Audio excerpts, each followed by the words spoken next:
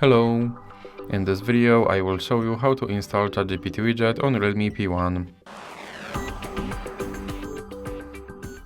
So you have to start by opening your Google Play Store, then click on search bar and type in Wally AI and click search, and now click install.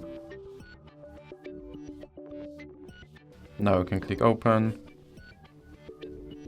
and then click on this button to skip introduction. Now click open permissions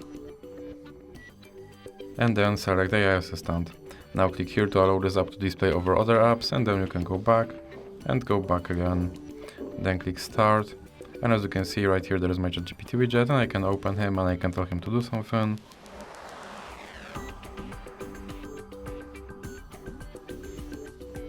And as you can see, he responded.